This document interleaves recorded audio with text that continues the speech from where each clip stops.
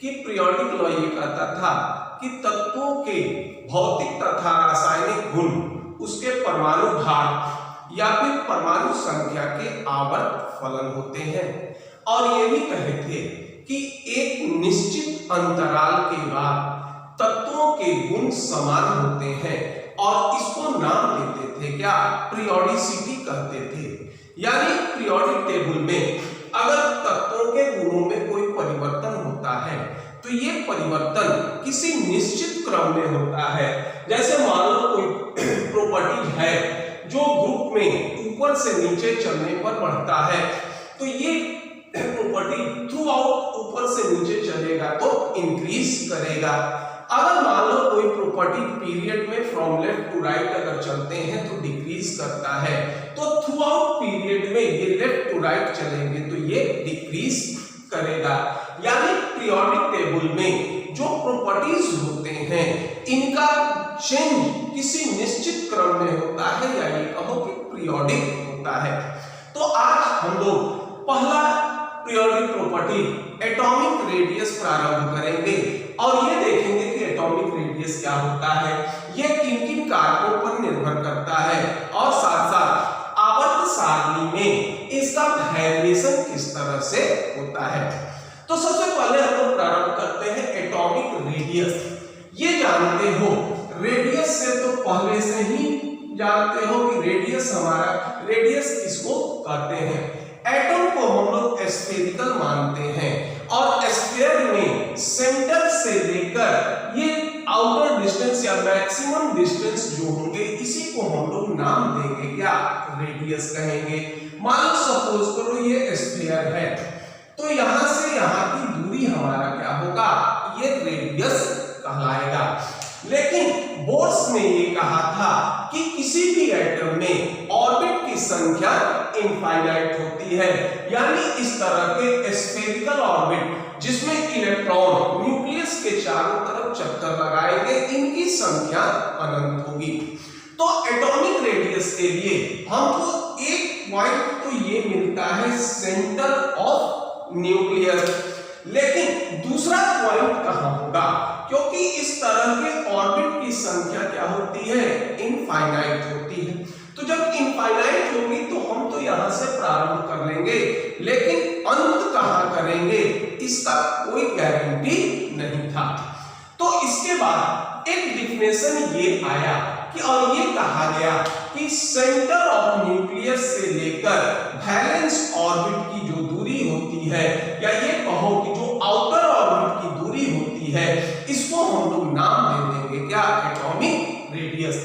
तो सबसे पहले ये आया कि ये कह सकते हो कि distance from centre of nucleus to outermost orbit, इसको हम लोग नाम दे देंगे क्या, इसको नाम दोगे एटॉमिक रेडियस कहोगे।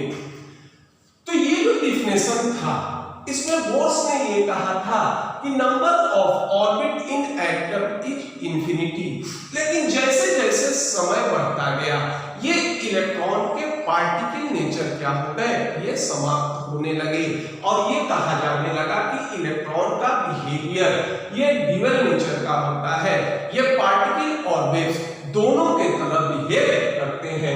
तो जब ये पार्टिकल के तरह बिहेव करेंगे तो ये आउटर ऑर्बिट में हम लोग इसको यूज कर सकते हैं, लेकिन ये इलेक्ट्रॉन जो होते हैं इनको हम लोग क्या कहते हैं, प्रोबेबिलिटी ऑफ फाइंडिंग इलेक्ट्रॉन, या जहां इलेक्ट्रॉन की डेंसिटी या इलेक्ट्रॉन क्लाउड की डेंसिटी अधिक होगी वही हमारा क्या होता है, ऑर्बिटल होता है, या वहीं पर इलेक्ट्रॉन पाए जाने की संभावना अधिक होगी। तो अब हम ये नहीं कह सकते कि आउटर मोस्ट ऑर्बिट, इसका कॉन्सेप्ट किसके साथ था, सिर्फ बोर्स के साथ था। आगे जब इसके वेव्स नेचर होंगे तो ऑर्बिट का कॉन्सेप्ट नहीं रहेगा। यानी ये कहिए कि जब इसका बिहेवियर पार्टिकल नेचर का नहीं होगा तो उस समय क्या होगा कि जब पार्टिकल नेचर के नहीं होंगे तो ये सर्कुलर ऑर्बिट में रोटेट भी नहीं करेंगे, तब हम लोग इसको काउंटिंग क्या करेंगे, इलेक्ट्रॉन क्लाउड के रूप में काउंट करेंगे। और तब जाकर बाद में इसका डिफिनेशन ये हो गया कि distance from centre of nucleus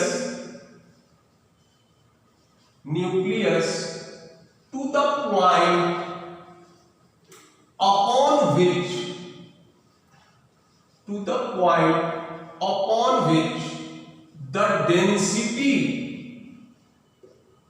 density of electron cloud is maximum। अब इसको ये डिफाइन किया जाने लगा कि सेंटर ऑफ न्यूक्लियस से लेकर जहां इलेक्ट्रॉन क्लाउड की डेंसिटी सबसे अधिक होगी उसके दूरी को हम लोग क्या कहेंगे, एटॉमिक रेडियस कहेंगे। तो अब चलो ये तो डिफाइन हो गया कि एटॉमिक रेडियस इसे कहते हैं, लेकिन एटॉमिक रेडियस के डिफाइन होने के बावजूद भी हम लोग एटम का रेडियस काउंट नहीं कर सकते थे। अब इसके रेडियस के काउंटिंग में अब ये देखते हैं कि डिफिकल्टीज क्या क्या था, क्या जो होगा ये डिफिकल्टी आने लगा। अब ये है कि हम लोग काउंट कहां से कर रहे हैं, सेंटर ऑफ न्यूक्लियस से लेकर electron density of electron cloud जहां मैक्सिमम होता है। अब ये जो डेंसिटी ऑफ इलेक्ट्रॉन क्लाउड होते हैं, ये डेंसिटी ऑफ इलेक्ट्रॉन क्लाउड क्या होगा, इसका कोई शार्प बाउंड्री नहीं होता। तो ये पहला तो डिफिकल्टी ये होता है कि देयर आर नो शार्प, ये कह सकते हो कि there are no sharp boundaries of electron cloud. ये जो होगा इलेक्ट्रॉन क्लाउड का कोई शार्प बाउंड्री नहीं होता। तो जब शार्प बाउंड्री नहीं होगा तो मान लो यहाँ रेडियस जो होगा ये अलग हो जाएगा, यहाँ से यहाँ की दूरी अलग हो जाएगी, यहाँ से यहाँ की दूरी अलग हो जाएगी, यहाँ से यहाँ की दूरी अलग हो जाएगी। तो शार्प बाउंड्री नहीं होने के कारण एटॉमिक रेडियस जो होंगे इनका कैलकुलेशन सही या इनका डिटर्मिनेशन सही नहीं होगा। दूसरा जो डिफिकल्टी आया ये था कि existence of atom is not possible, existence of atom is not possible. ये भी जानते हैं कि एटम का स्वतंत्र अस्तित्व या फ्री एग्जिस्टेंस नहीं होता। कोई भी चीज एटॉमिक फॉर्म में अस्थायी नहीं होते, ये जब भी अस्थायी होते हैं तो मॉलिक्यूलर फॉर्म में होते हैं। तो जिस चीज का अस्थायित्व नहीं है, जिसको हम आइसोलेट नहीं कर सकते, तो फिर इसका रेडियस हम किस तरह से डिटरमाइन करेंगे, ये भी चीज क्या हो जाएगा, ये भी क्या होगा, ये अंतर करेगा। तीसरा डिफिकल्टी ये आया कि ये सारे जो होंगे इसके डिफिकल्टीज होंगे। अब ये होता है, तीसरा ये होगा कि probability of finding electron never be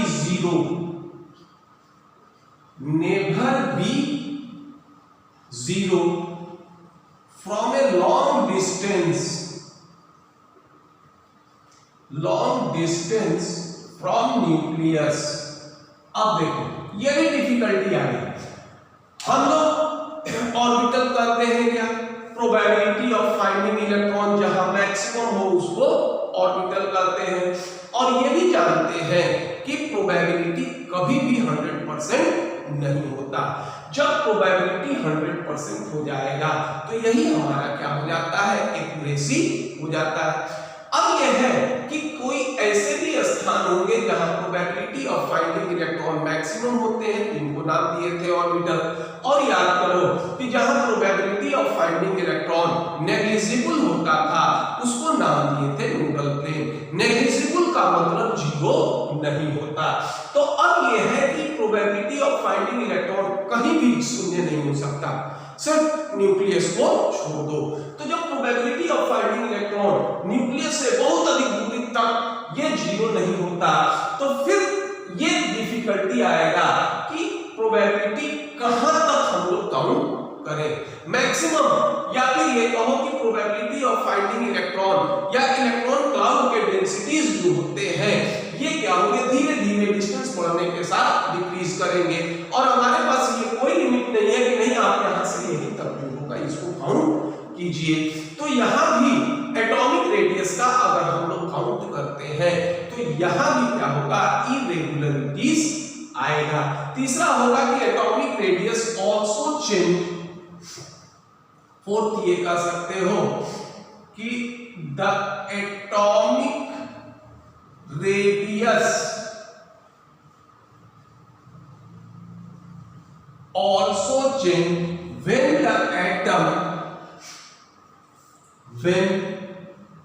the atom is present in different bounded या bonded state, different bonded state। यही था कि एटॉमिक रेडियस ये चेंज हो जाएगा कब, जब एटम जो होंगे ये क्या होंगे, डिफरेंट बॉन्डेड स्टेट्स में होंगे। मान लो अभी हमने कहा कि एटम का तो एग्जिस्टेंस होगा नहीं, जब एटम का एग्जिस्टेंस नहीं होगा तो एटम एसोसिएट करके क्या होंगे, ये मॉलिक्यूल का फॉर्मेशन करेंगे, और एटम जब मॉलिक्यूल का फॉर्मेशन करेंगे तो उस स्थिति में इनका बॉन्डेड स्टेट क्या होगा, अलग अलग होगा। ये मॉलिक्यूल का फॉर्मेशन इलेक्ट्रॉन का शेयर करके भी जो होगा ये कर सकते हैं, इलेक्ट्रॉन का ट्रांसफर करके भी कर सकते हैं, या फिर इलेक्ट्रॉन पेयर का डोनेशन करके भी कर सकते हैं। अगर मान लो शेयर करते भी हैं तो एक एक इलेक्ट्रॉन का शेयर कर सकते हैं, दो दो इलेक्ट्रॉन का शेयर कर सकते हैं, तीन तीन इलेक्ट्रॉन का शेयर कर सकते हैं। तो प्रत्येक बॉन्डेड स्टेट अगर अलग अलग होगा तो एटॉमिक रेडियस क्या होंगे, एक ही एलिमेंट के क्या होंगे, ये अलग अलग होंगे। जैसे मान लो सपोज करो कार्बन एटम, अब अगर मान लो कार्बन कार्बन यदि मान लीजिए सिंगल बॉन्ड से जुड़ता है तो इसका लेंथ हो जाएगा क्या, 1.54 एंगस्ट्रॉम हो जाता है। यही अगर मान लीजिए यहां डबल बॉन्ड हो जाता है तो 1.31 लगभग एंगस्ट्रॉम हो जाता है, और यही मान लीजिए ये ट्रिपल बॉन्ड हो जाता है तो 1.20 एंगस्ट्रॉम होगा। देखो एलिमेंट हमारा क्या है, समान है, सिर्फ बॉन्डेड स्टेट अगर बदलेगा तो इसका क्या हो जाएगा, ये लेंथ क्या होगा, बदल जाएगा। आगे हम देखेंगे कि इसी के हाफ को हम कहते हैं क्या, ये एटॉमिक रेडियस या कोवैलेंट रेडियस कहेंगे। तो यहाँ इसको 2 से भाग दे दोगे तो यहाँ हो जाएगा क्या, 1.54/2, ये हो जाएगा 1.31/2, ये होगा 1.20/2। यानी अगर कार्बन सिंगल बॉन्ड से जुड़ा होता है तो इसका रेडियस कितना हो जाएगा, 1.54/2। अगर मान लो वही कार्बन डबल बॉन्ड से जुड़ता है तो इसका रेडियस हो जाएगा कितना, 1.31/2 एंगस्ट्रॉम हो जाएगा। और यही मान लो अगर ट्रिपल बॉन्ड से जुड़ता है तो इसका रेडियस क्या हो जाएगा, 1.20/2 एंगस्ट्रॉम हो जाएगा। तो ये डिफिकल्टीज होते थे क्या, एटॉमिक रेडियस के एक्यूरेट कैलकुलेशन में। तो इसके कारण हम लोग इस दिक्कत के कारण ये कह सकते हैं कि एटॉमिक रेडियस का हम डायरेक्ट मेजरमेंट नहीं कर सकते। जब भी हम लोग एटॉमिक रेडियस का मेजरमेंट करेंगे तो ये मेजरमेंट क्या होगा, ये इनडायरेक्ट रूप से एटॉमिक रेडियस कैलकुलेट कर सकते हैं या इसका डिटरमिनेशन कर सकते हैं। हमारे पास आज के समय में कोई ऐसा डायरेक्ट मेथड नहीं है जिससे हम एटम के रेडियस का कैलकुलेशन या डिटरमिनेशन कर सकें। ये नहीं कर सकते कि किसी एक एटम को आइसोलेट कर दिए और इसके रेडियस को हम नाप लिए कि हाँ इसका रेडियस इतना होता है। हम लोग जब भी इसका डिटरमिनेशन करेंगे तो इनडायरेक्ट मेथड से करेंगे, और जब आप इनडायरेक्ट मेथड से इसका डिटरमिनेशन कीजिएगा तो बट नेचुरल है कि इसमें एरर्स होंगे, ये आएंगे ही। तो अब ये होता है कि एटॉमिक रेडियस इसका डिटरमिनेशन हम लोग किस तरह से कर सकते हैं। तो देखिए इसके डिटर्मिनेशन का तो एक प्रोसेस ये होता है जिसको नाम देते हो एक्स रे डिफ्रैक्शन। ये तो होगा कि एक्स रे डिफ्रैक्शन मेथड से जो होगा ये हम कर सकते हैं। दूसरा ये होता है इलेक्ट्रॉन डिफ्रैक्शन मेथड से भी कर सकते हैं।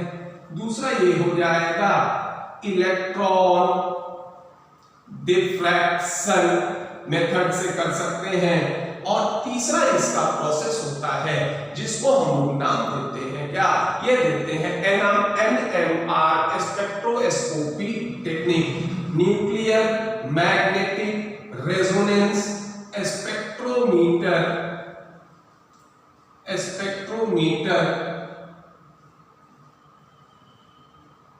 टेक्निक।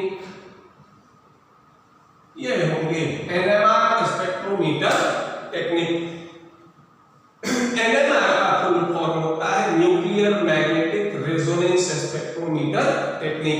इसके सहायता से हम लोग एटॉमिक रेडियस का कैलकुलेशन या डिटर्मिनेशन कर सकते हैं।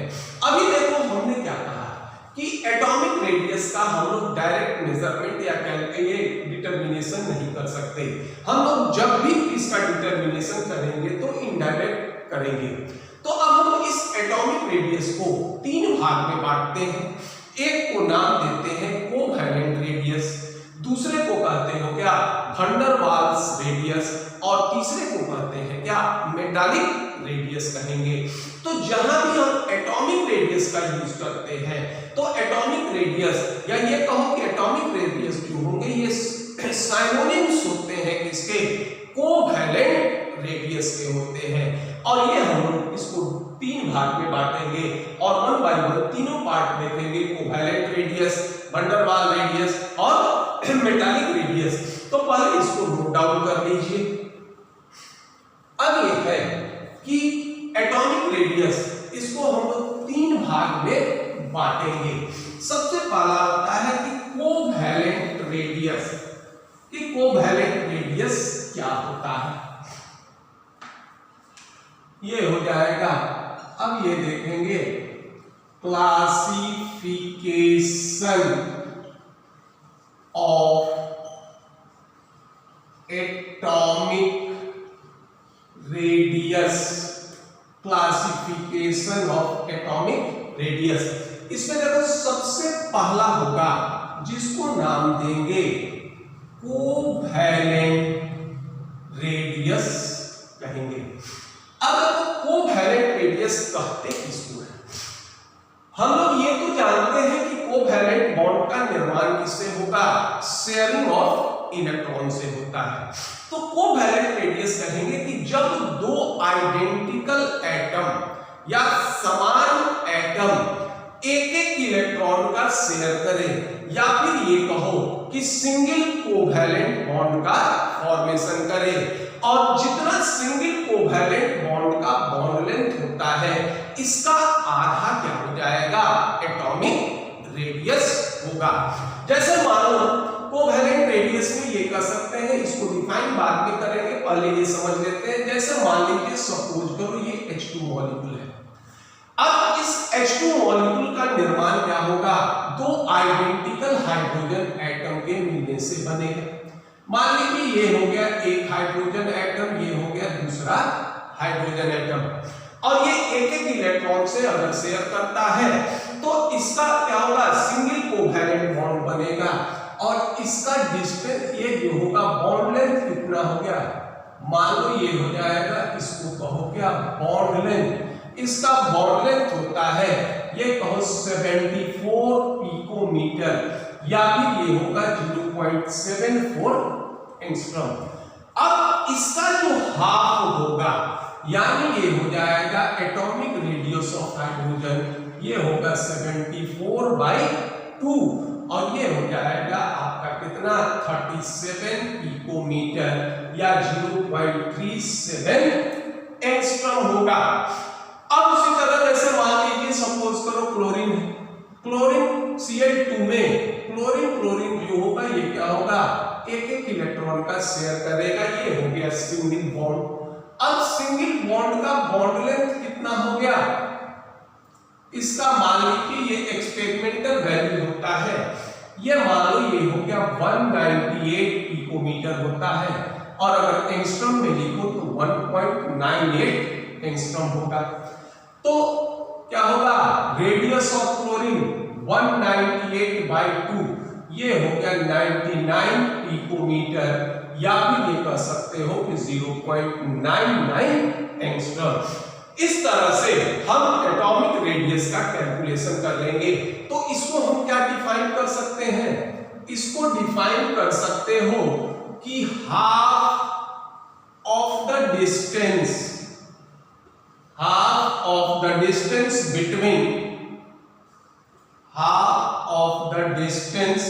between the nuclei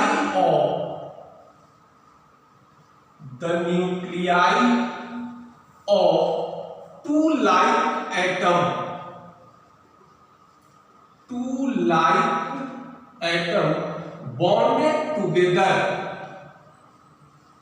bonded together by single covalent bond। अगर मान लो ये दो इलेक्ट्रॉन का शेयर करता है या डबल बॉन्ड का फॉर्मेशन करता है, तो डबल बॉन्ड का जो बॉन्ड लेंथ होगा उसमें अगर 2 से भाग देंगे तो वो कोवैलेंट रेडियस नहीं कहलाएगा। शर्त ये है, ये जो जुड़ेंगे किससे जुड़ेंगे, सिंगल कोवैलेंट बॉन्ड से जुड़े होने चाहिए। अब जैसे मान लो ये कह सकते हो, जैसे इसको सूत्र के रूप में अगर ले लो तो ये हो गया कोवैलेंट रेडियस बराबर होगा क्या, 1/2 इंटू बॉन्ड लेंथ, सीधा कर लेते हैं, bond length of bond length of single covalent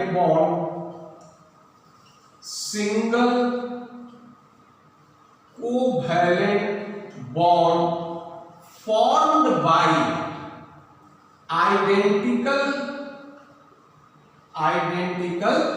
atom, यानी आइडेंटिकल एटम या समान एटम के साथ क्या होगा, सिंगल कोवैलेंट बॉन्ड का जो बॉन्ड लेंथ होगा इसका आधा क्या हो जाएगा, कोवैलेंट रेडियस। जैसे मान लो H2 मॉलिक्यूल में हाइड्रोजन के बीच सिंगल बॉन्ड है, इसका बॉन्ड लेंथ कितना हो गया, 74 पिकोमीटर, तो इसका आधा क्या हो गया, एटॉमिक रेडियस ऑफ हाइड्रोजन।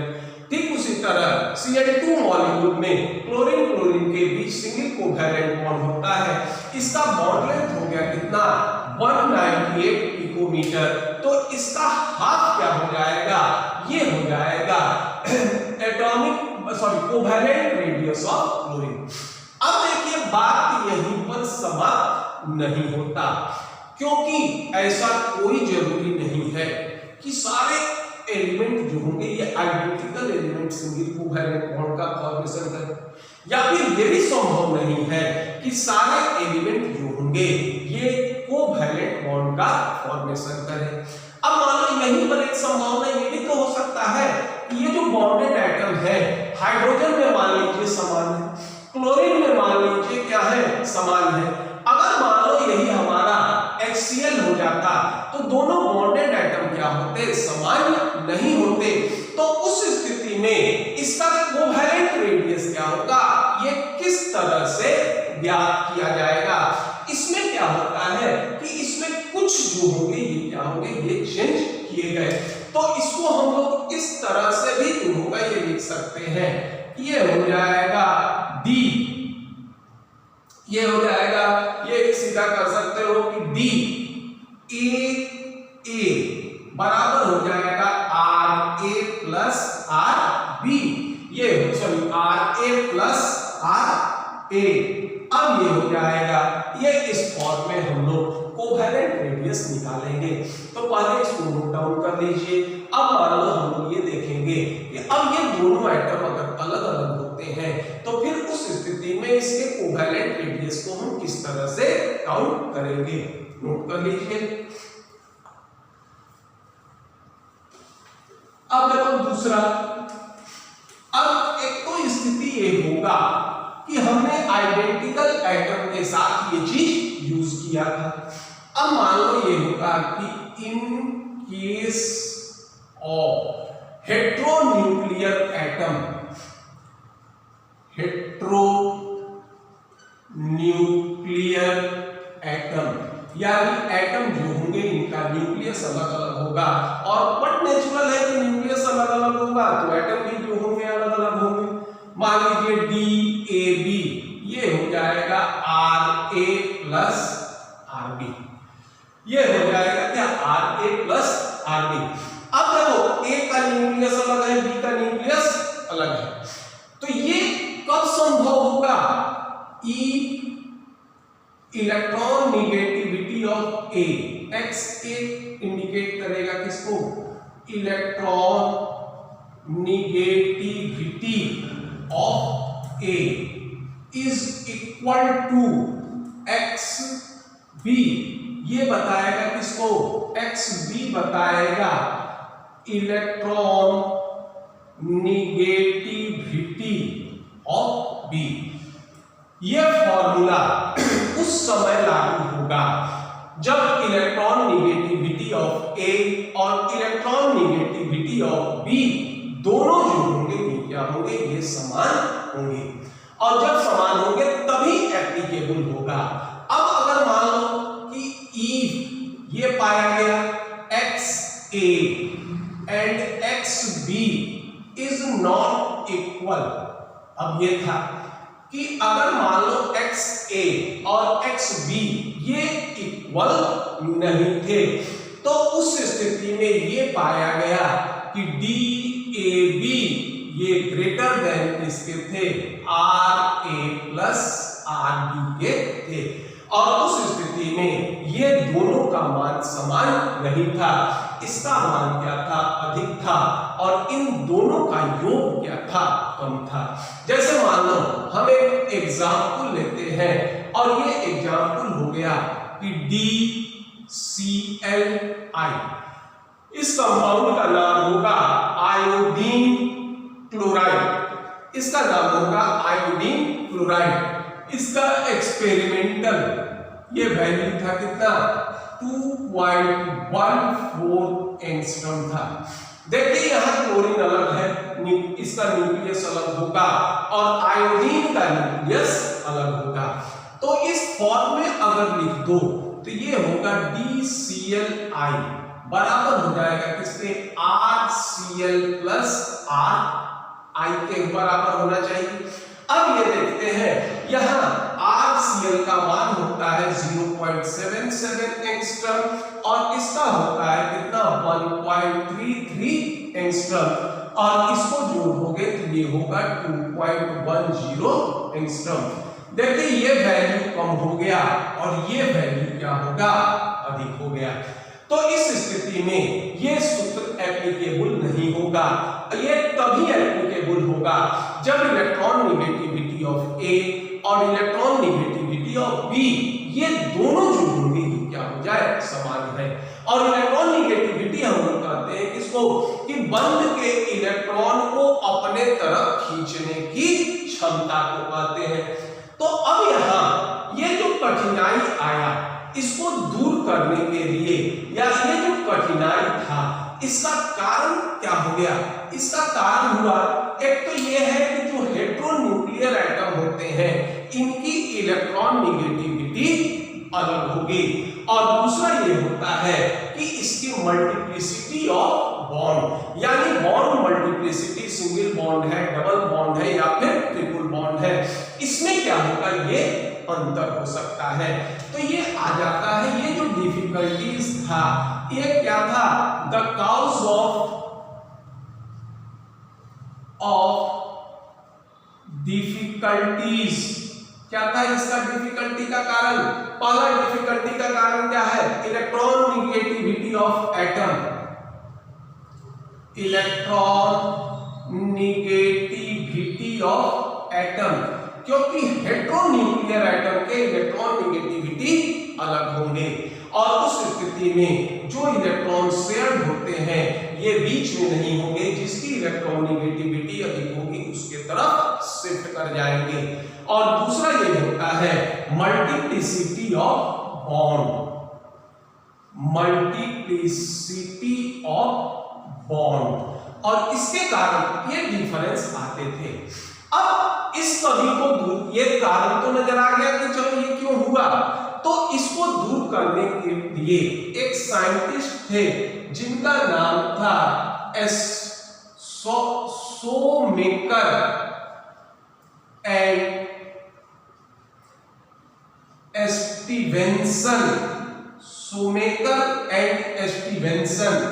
इन्होंने क्या किया कि जो डिफरेंस ऑफ इलेक्ट्रॉन नेगेटिविटी के कारण ये जो अंतर आता था, इसमें एक करेक्शन टर्म से इन्होंने क्या किया, ये ऐड कर दिया, और ये करेक्शन टर्म था -0.09 XA माइनस XB, जहां ये कांस्टेंट टर्म था XA और XB, ये बताएगा किसको, इलेक्ट्रॉन नेगेटिविटी ऑफ A और इलेक्ट्रॉन नेगेटिविटी ऑफ B, या दोनों को एक साथ जोड़ लो तो ये बताएगा difference of electron negativity of A and B।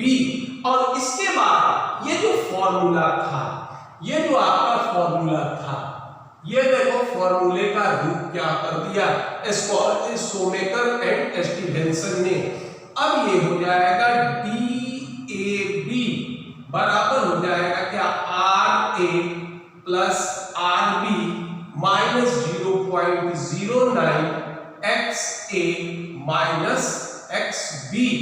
अब यहाँ जो इलेक्ट्रॉन नेगेटिविटी के डिफरेंस के कारण एक्सपेरिमेंटल और कैलकुलेटेड वैल्यू में जो अंतर आता था, उसको इन्होंने दूर कर दिया। लेकिन ये चीज सबके साथ नहीं हुआ, या ये कहिए कि ये डिफिनेशन या ये जो फॉर्मूला था, ये सबके साथ सही नहीं आता था। तो इसके बाद एक और साइंटिस्ट थे जिनका नाम था पाउलिंग, लीनियस पाउलिंग। इन्होंने इस टर्म को एक कांस्टेंट से सब्स्टिट्यूट कर दिया। हालांकि ये भी हमारा कांस्टेंट है, लेकिन ये कांस्टेंट क्या होता है, हर स्थिति में हर एटम के लिए समान होगा। पाउलिंग ने इसको क्या कर दिया, कांस्टेंट कर दिया, और इसका मान एटम के अकॉर्डिंग वैरी करता था। ये वैल्यू हमारा फिक्स नहीं होता था। तो पाउलिंग के अनुसार ये हो गया DAB बराबर ये होगा RA plus RB minus C XA minus XB। ये हो गया क्या आपका, ये पाउलिंग का फॉर्मूला हो गया, जहां आपका C किस चीज को इंडिकेट करता है, ये इंडिकेट करता है Shoemaker and Stevenson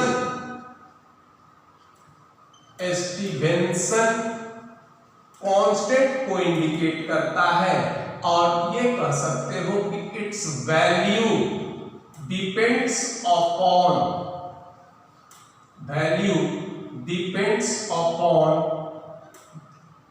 nature of element. ये निर्भर करेगा एलिमेंट की प्रकृति पर। अलग अलग एलिमेंट के लिए C का मान या constant Shoemaker and Stevenson constant के मान अलग अलग होंगे। और इस तरह से हम लोग होमोन्यूक्लियर एटम और हेटेरोन्यूक्लियर एटम दोनों का क्या कर सकते हैं, ये एटॉमिक रेडियस कैलकुलेट कर सकते हैं। तो अब पहले इसको नोट कर लीजिए, इसके बाद आगे बढ़ते हैं। एटॉमिक रेडियस का दूसरा टाइप जिसको नाम देते हो वैन वाल रेडियस, इसको नोट कर लीजिए। ये होगा हमारा एटॉमिक रेडियस के संबंध में। अब दूसरा होगा जिसको नाम देते हैं क्या, वैन वाल रेडियस। दूसरे को नाम देंगे, दूसरा टाइप होगा जिसको नाम देते हैं वैन वाल्स रेडियस। अब देखो वैन वाल रेडियस हम लोग कहते किसको है, इसको डिफाइन करते हो कि the distance between the nuclei of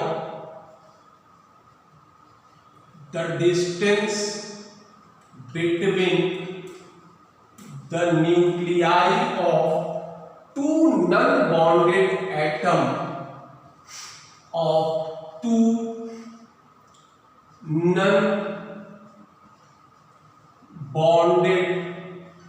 non-bonded atoms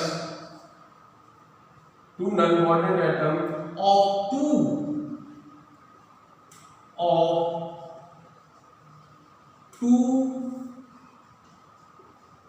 adjacent molecule. ये कहते हैं कि दो एडजेसेंट मॉलिक्यूल जिनके बीच कोई बंध का निर्माण नहीं हो या कोई बॉन्ड नहीं हो, इनके बीच का जो डिस्टेंस होता है इसका आधा कहलाएगा क्या? वैन डर वाल रेडियाई कहलाएगा। अब यहां इसको हम दोनों को इंक्लूड कर देखते हैं।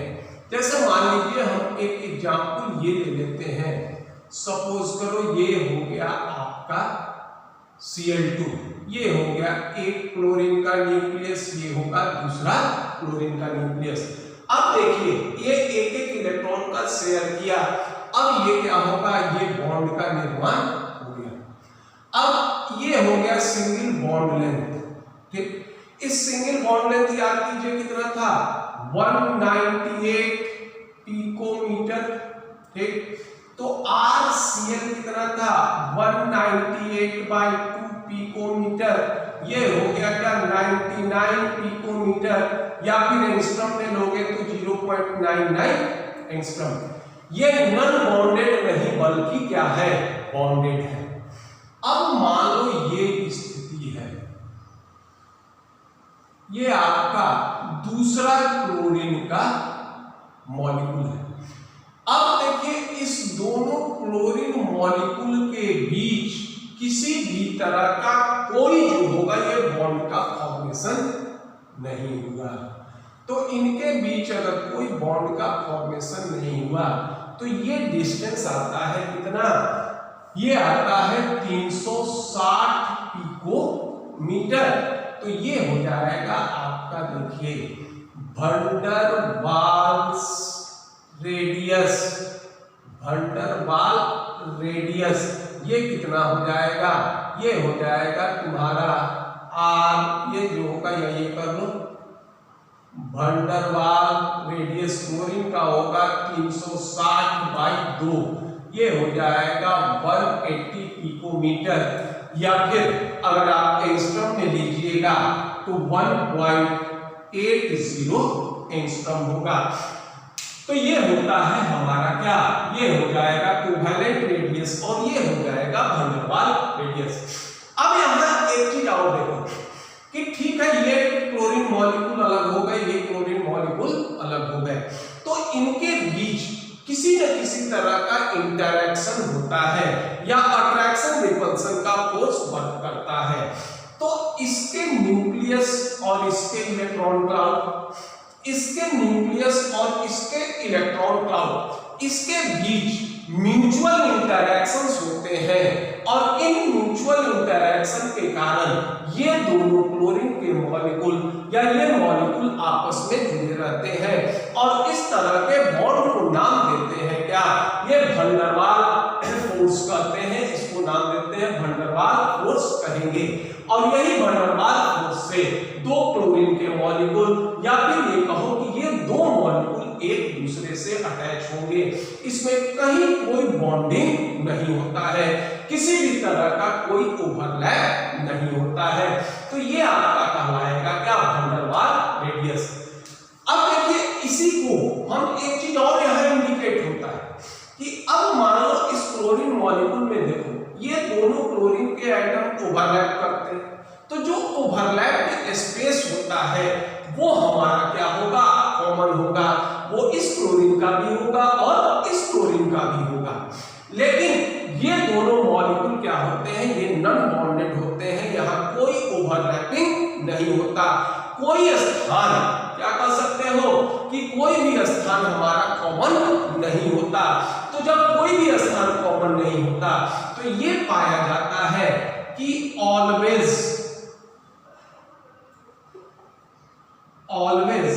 van der Waals radius is larger than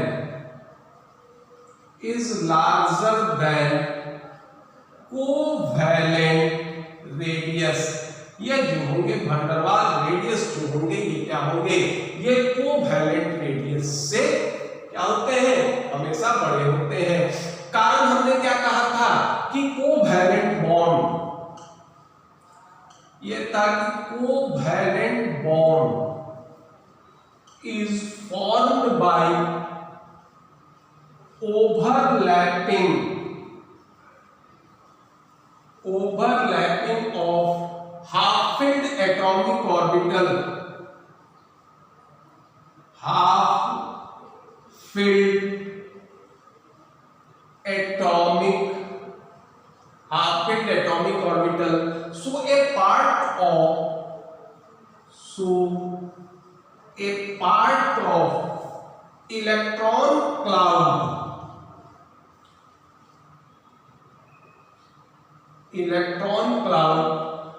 become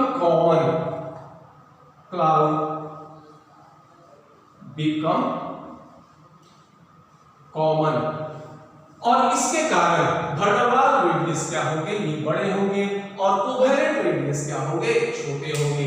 इसमें एक और कारण ये भी कर सकते हो कि van der Waals फोर्स क्या होते हैं, ये कमजोर होते हैं, या van der Waals बॉन्ड जो होंगे ये कमजोर होते हैं और कोवैलेंट बॉन्ड मजबूत होते हैं।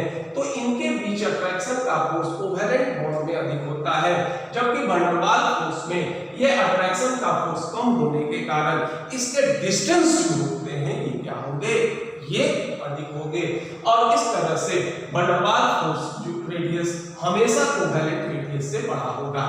अब देखिए यहाँ पर एक और कंट्रोवर्सी होता है। मान लीजिए कंट्रोवर्सी का कारण ये होगा कि अगर हम चाहें तो हर जगह कोवैलेंट रेडियस का यूज नहीं कर सकते। अब मान लीजिए जैसे ये नाम सुने होंगे इनर्ट गैस जो होते हैं इसमें 3 एलिमेंट हीलियम, नियॉन और आर्गन, ये ना तो स्वयं से और ना ही किसी अन्य एलिमेंट से कोई रिएक्शन करते हैं। तो जब ये किसी से रिएक्शन नहीं करते, किसी से इलेक्ट्रॉन का शेयरिंग नहीं करते, तो इनका कोवैलेंट रेडियस नहीं होगा। ये 3 एलिमेंट जो होते हैं इनके कोवैलेंट रेडियस क्या होंगे, संभव नहीं होंगे। जब होंगे तो इनके क्या होते हैं, ये होते हैं van der Waals रेडियस। जब होंगे तो ये क्या होंगे, van der Waals रेडियस होंगे। अब इसके आगे आर्गन के बाद ले लो, क्रिप्टॉन ले लो, ज़ेनॉन ले लो, ये क्या करते हैं, it reacts with oxygen and fluorine. ये ऑक्सीजन और फ्लोरीन से क्या करते हैं, ये रिएक्ट कर जाते हैं। तो जब ये ऑक्सीजन और फ्लोरीन से रिएक्ट करेंगे तो इनका कोवैलेंट रेडियस भी होगा और van der Waals रेडियस भी होगा। लेकिन ये हीलियम, नियॉन और आर्गन ये किसी से रिएक्ट नहीं करते, ना तो स्वयं से ना ही किसी अन्य एलिमेंट से, तो इनका कोवैलेंट रेडियस नहीं होता है, इनका van der Waals रेडियस होता है।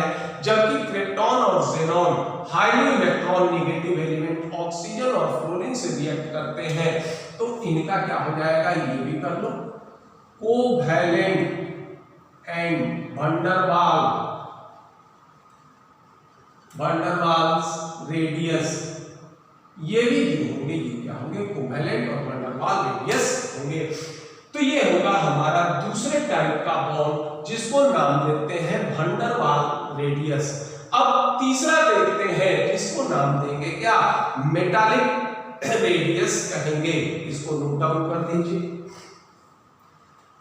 तीसरे तरह का जो रेडियस होगा जिसको नाम देते हैं मेटालिक रेडियस करते हैं, और ये जनरली क्या होते हैं, ये मेटल में पाए जाते हैं। मेटल की स्थिति ये है कि ये इलेक्ट्रॉन का शेयर नहीं करते, ये जब भी करते हैं तो इलेक्ट्रॉन का ट्रांसफर करते हैं।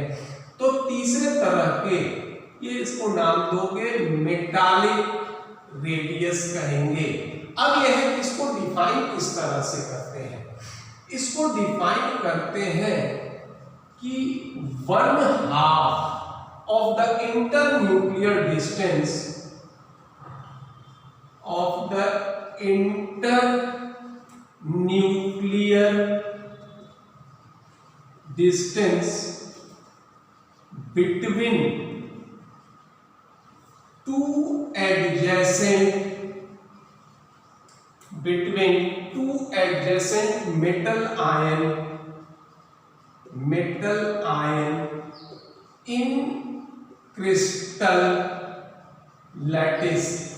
ये कहते हैं कि मेटल के जो क्रिस्टल लैटिस होंगे इनमें दो एडजेसेंट मेटल आयन के बीच की जो दूरी होती है इसका हाफ कहलाएगा क्या, मेटालिक रेडियस कहलाएगा। अब जैसे मान लो सपोज करो कोई मेटल है, तो बट नेचुरल है कि मेटल के बीच आपसी तो कोई इंटरैक्शन नहीं होगा, तो जब ये आपसी इंटरैक्शन नहीं होगा तो मेटल के जो होंगे ये क्रिस्टल लैटिस नहीं होंगे।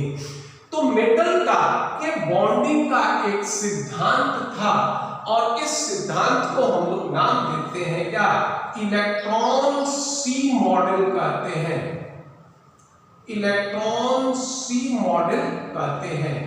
ये जो मेटल होते हैं इन मेटल का आयोनाइजेशन पोटेंशियल, इस मेटल का, या ये कहो कि इट फॉर्म्स केटायन इजीली, ये केटायन का फॉर्मेशन आसानी से कर सकते हैं और इसका कारण क्या होगा, lower value of ionisation enthalpy, lower value of ionisation enthalpy. Ionisation enthalpy का मान मेटल के लिए कम होने के कारण ये आसानी से केटायन का फॉर्मेशन कर सकते हैं या आसानी से इलेक्ट्रॉन का लॉस कर सकते हैं। तो इलेक्ट्रॉन सी मॉडल में ये कहा जाता है कि जब मेटल इलेक्ट्रॉन का लॉस करेंगे तो ये बनाएंगे क्या, केटायन, या ये कहो इसको नाम दे सकते हो, ये कहोगे मेटल आयन, या फिर इसका दूसरा नाम होता है क्या, कर्नेल भी इसको कहते हैं, ये कर्नेल भी इसको कहते हैं। तो इलेक्ट्रॉन सी मॉडल कहता है कि मोबाइल इलेक्ट्रॉन का समुद्र होगा जिसमें मेटल आयन या कर्नेल जो होंगे ये किसी निश्चित पैटर्न में व्यवस्थित होंगे। तो ये जो कर्नेल और मेटल आयन होते हैं ये क्या होते हैं, ये फिक्स होते हैं। इलेक्ट्रॉन जो होंगे ये क्या होंगे, ये मोबाइल होते हैं। और इसके कारण जब इलेक्ट्रॉन मोबाइल होंगे, मेटल आयन या कर्नेल फिक्स होंगे, तो एक मेटल आयन या ये कहो कि एक इलेक्ट्रॉन जो होते हैं ये क्या होंगे, एक से अधिक मेटल आयन या कर्नेल पर अट्रैक्शन रिपल्शन का फोर्स वर्क करते हैं और इस कारण इस मेटल कर्नेल या मेटल आयन और कर्नेल तथा इलेक्ट्रॉन इसके बीच जो बॉन्ड का निर्माण होता है उस बॉन्ड को हम नाम देते हैं क्या, मेटालिक बॉन्ड कहते हैं। चूंकि ये मेटालिक बॉन्ड जो होंगे ये सबसे अधिक मजबूत होते हैं और साथ साथ इनमें मेटल आयन और इलेक्ट्रॉन दोनों हमारे क्या होंगे, ये निगेटिवली चार्ज होते हैं। साथ साथ मेटल आयन ये भी हमारा पॉजिटिव होगा, तो जो भी पॉजिटिव आयन होंगे या समान आयन के बीच रिपल्सन का फोर्स वर्क करता है और ये एक दूसरे से बॉन्ड का फॉर्मेशन या इनके इलेक्ट्रॉन क्लाउड ओवरलैप नहीं करते। तो जब इनके इलेक्ट्रॉन क्लाउड ओवरलैप नहीं करते तो फिर इनका मेटालिक रेडियस का मान हमेशा कोवैलेंट रेडियस के मान से अधिक होगा। और यह भी पाया गया कि it was found that value of metallic radius is larger than covalent radius, covalent radius. जैसे मान लो ये हो जाएगा आपका मेटालिक रेडियस और ये हो गए आपके क्या कोवैलेंट रेडियस। मान लो ये हो गया सोडियम, सोडियम का होता है 186 पिकोमीटर, मेटालिक रेडियस 154 पिकोमीटर होगा क्या कोवैलेंट रेडियस।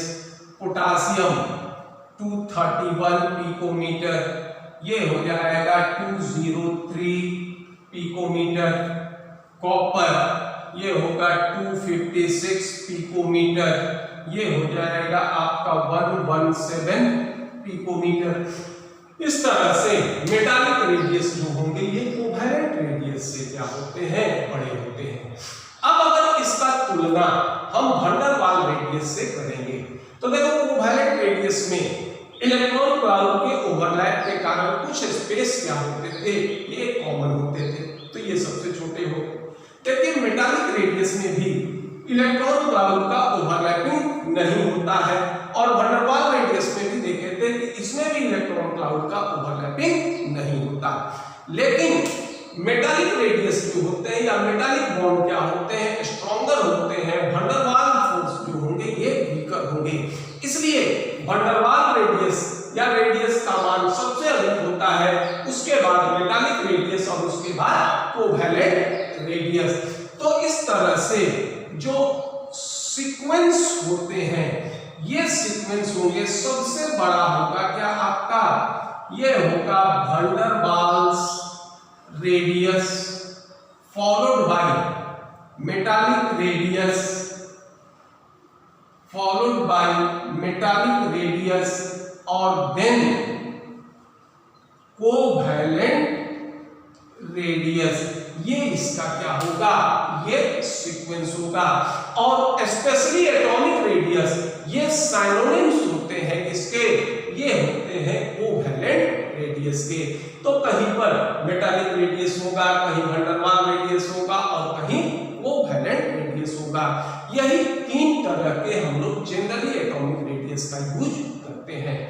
देखिए ये जो टॉपिक था एटॉमिक रेडियस, ये काफी लंबा टॉपिक होने के कारण इसको हम लोग दो भाग में बांट दिए। पहला तो भाग ये है कि एटॉमिक रेडियस क्या है, किस तरह से इसको हम मेजर करते हैं या डिटरमाइन करते हैं और साथ साथ ये कितने प्रकार के होते हैं। अब इसके अगले वीडियो में ये जो एटॉमिक रेडियस होते हैं ये किन किन कारकों पर निर्भर करेंगे और पीरियोडिक टेबल में इनका वेरिएशन किस तरह से होता है, इसको हम लोग डिस्कस करेंगे। तो ये अगले वीडियो में हम लोग ये देखेंगे। अगर आपको ये वीडियो पसंद आए तो लाइक कीजिए, सब्सक्राइब कीजिए। धन्यवाद।